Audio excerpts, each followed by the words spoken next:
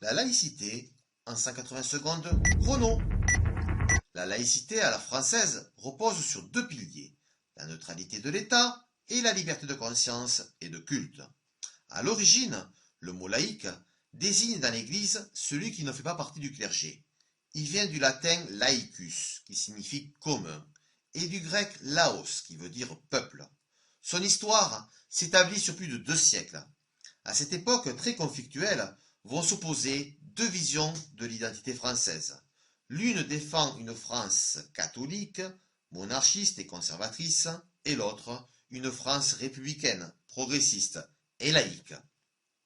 Le premier événement politique fondateur de la laïcité voit le jour avec la Révolution française.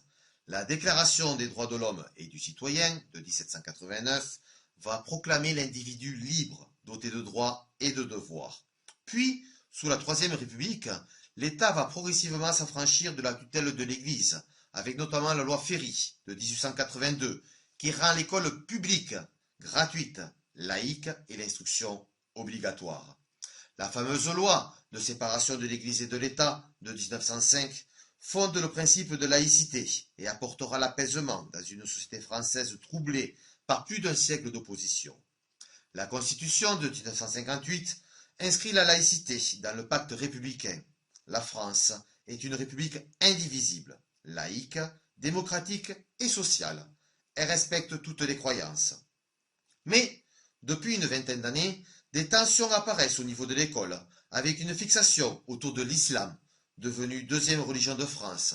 Cela donnera deux lois récentes qui prêtent toujours à confusion, à savoir celle de 2004 sur l'interdiction des signes religieux ostentatoires à l'école et celle de 2010 visant la burqa, interdisant la dissimulation du visage dans l'espace public.